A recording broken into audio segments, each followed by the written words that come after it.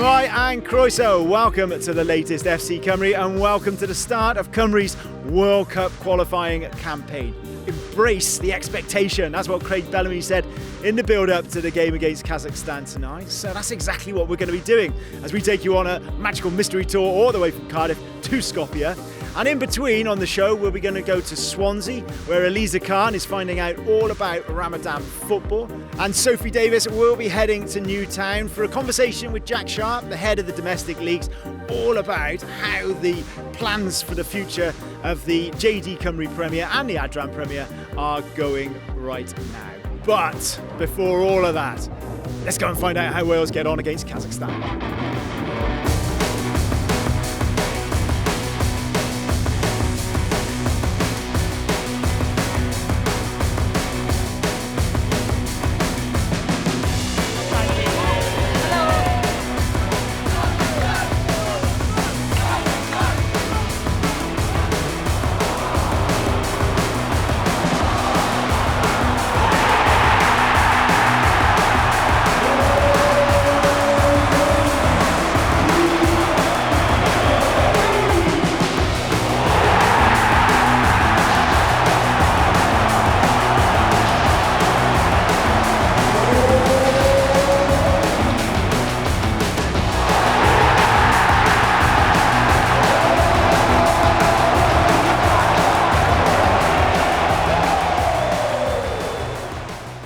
And there we go, Kazakhstan done, in the bag, 3 points, and Craig Bellamy's boys are off and running.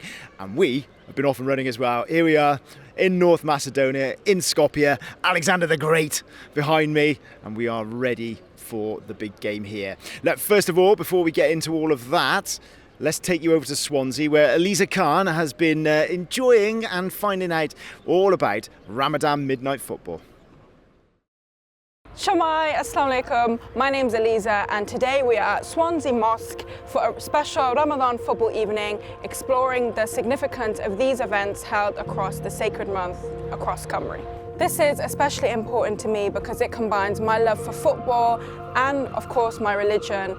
So Ramadan is the holiest month in the Islamic calendar. During the month of Ramadan, Muslims fast for 30 days during the daylight hours from sunrise to sunset, and the focus is on spiritual growth, self-reflection and also gratitude.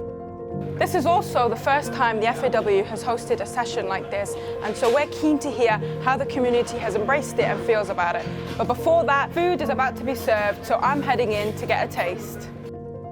We've just served iftar, which is the breaking of the fast. As you've seen, we served about 200 to 300 people. We do that daily in the month of Ramadan.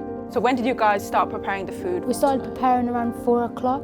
We'd be frying all the samosas, the chicken, cutting up all the watermelon, cutting all the salad for the biryani, and they added chicken nuggets. Normally we don't have chicken nuggets for iftar, but they added that as a special thing today for all the children. So is it a family kind of runs an iftar a week or an iftar a day? How does that work? A family can run it every day. They donate money and they give money, so then it funds for the iftar for every day. So today's one was my family's one.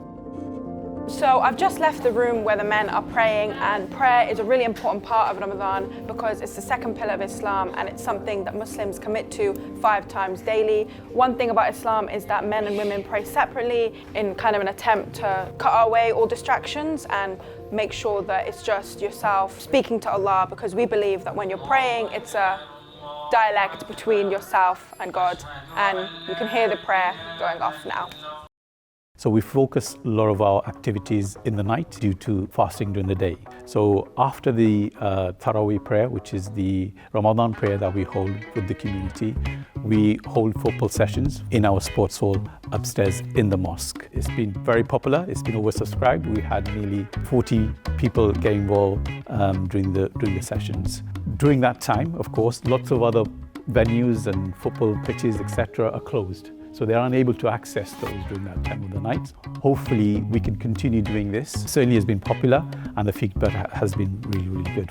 So how important are things like the FAW coming and supporting these sessions to the community? Yeah, it's really, really good. We're so lucky we've got this facility. First session we played until 3 o'clock in the morning. And then they came upstairs and they were like, all right, we need to close the mosque now. And we were like, oh, okay, cool. Everyone's come together for one thing, which is football. You know, it's an united peoples from so many different backgrounds. So yeah, so it's an amazing thing, like, you know. We love these sessions, and just lots of players just absolutely buzzing about them. You can see it's really, really needed. For us, it's about connecting with local communities, and I think in years to come we want to do more and more of these and support more and more sites to start up. And hopefully, you know, we can grow more football coaches, more volunteers as well, in you know, new communities that maybe we've not worked so much in the past. I can't imagine playing 90 minutes of professional football and fasting. I can just about make it through my day. So thank you very much, Di, and thank you to the FAW for all your contributions. That's it from us here at Swansea Mosque after an incredible midnight football session. A huge thank you to everyone for making us feel so welcome, sharing an insight about Ramadan, and of course the amazing food. I've had an amazing time presenting and taking part in the session, so thank you very much, and Ramadan Mubarak. What a wonderful debut from Eliza Khan. Fantastic, a star of the future for sure. Great to have you on board. Well, listen, it is that time of year, of course, where our domestic leagues are reaching a climax. Promotion, relegation, cup finals galore coming up as well. So, the perfect opportunity to catch up with the head of domestic leagues at the FAW, Jack Sharp. Sophie Davis headed off to the Nathaniel MG Cup Final to speak to Jack about all the big changes that are coming for the Cymru Premier and the Adran Premier too. Big changes are on the way for the Cymru Premier, with our top division set for a major restructure.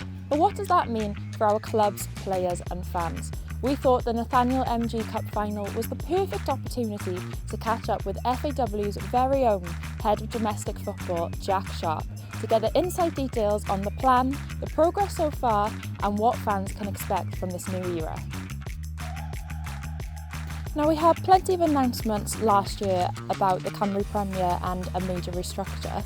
So I suppose firstly, can you update us where we are with that? When we launched the strategy, I made it very clear it was the non-sexy stuff this year, because it is that stuff that happens in the shadows. It is around that governance and compliance and being able to build and layer foundations that allow the more exciting things to come forward. We've seen clubs take up full-time positions, which has been amazing, been a game changer for how we're able to interact and support clubs. TNS reaching Europe was a key milestone in the FAW's 2026 strategy. Not just TNS, didn't have to be TNS, but a club. A club, yeah. You've now achieved that. How significant is that, and what does it mean for the league? Amazing, right, it was absolutely superb, and it just shows the quality that is here in Wales.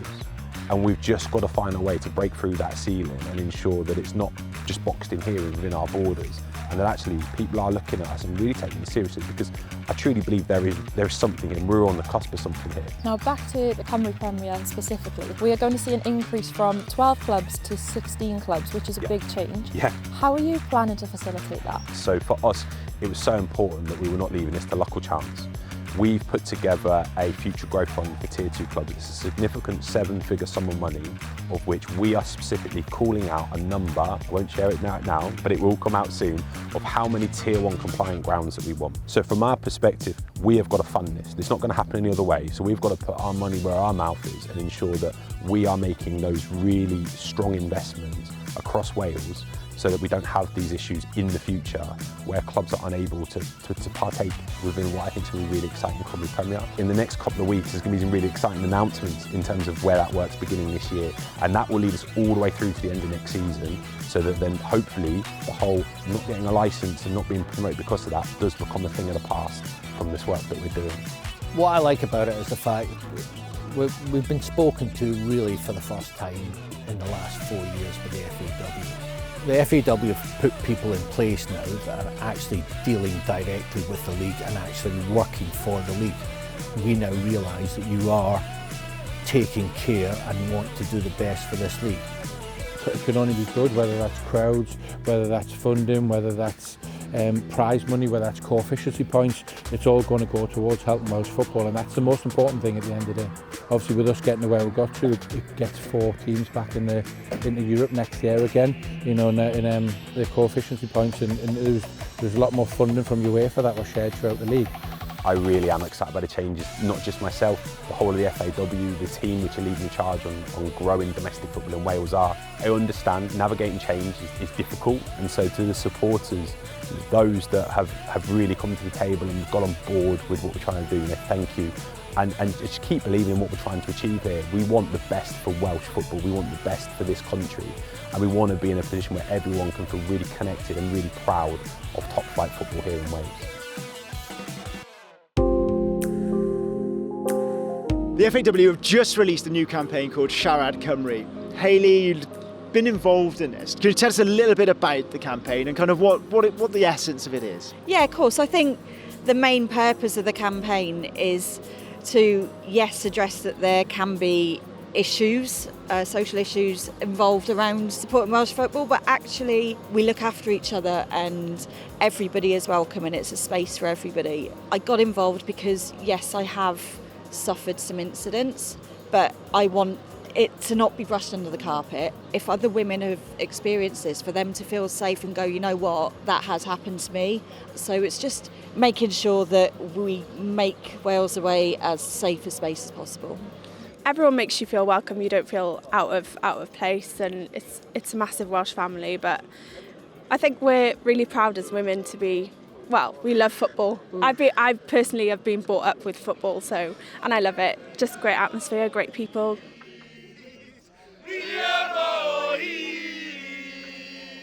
Mostly Wales Away is a lovely thing to do.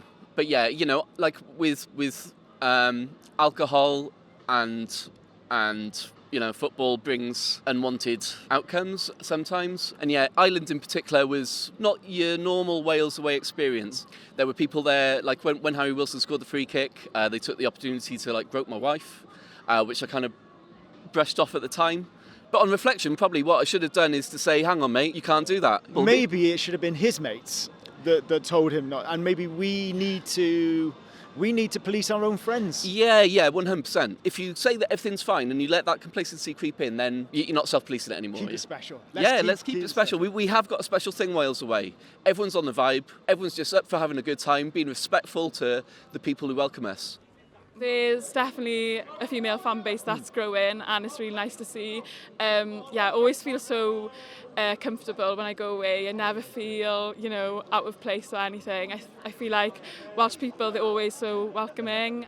When you meet people, and female fans as well, you make friends for life, and that's the beauty of the Red Wall. I've met some wonderful people, both men and women, and we are now friends for life, and that's what I love about it. And we all look after each other. One of the things I liked about the campaign as well is it's opened up kind of a bit further as well, and is talking about mental health, support, and kind of being there and having these important conversations with each other. Yeah. Is that something that is Wales Away good for your mental health, Hayley? Oh, absolutely. Yeah. There's times it's just like, oh God, I'm just dragging myself through, but it's okay because there's going to be an away game coming up soon. It gives you that chance to really speak to people and really connect and have real quality time with them. Sometimes it's easier to talk to people that you're not with every day. Like I said, I hang around with a lot of people when I come away that I wouldn't normally see, so sometimes if you need a chat, it's easier to just pick up a phone and bring someone in a different part of the country. You can be more honest because you're not trying to hide anything, because you're not going to see that person or whatever. It's a lot easier, I think. I think it's kind of, we're all so busy in life, and we've got, responsibilities, and, some people got stressful jobs and everything like that. And for a lot of people, it's kind of that bit of an escape, isn't it? It's only a few days, but it's good to have something else to focus on, and catching up with people and just having a chat and a laugh, There's people that I will only ever see on a Wales Away trip, and they can live the other side of Cardiff, but I'll only ever see them in a random city across Europe. It's that time that we all just get together. We can go like months without speaking to each other. I mean, we've got a WhatsApp group, and there's a lot of posts that go in it. But in terms of actually properly speaking to each other, that's when we do our connecting. And, sometimes those early hour of the morning chats just to put the world to rights, they're good for the soul.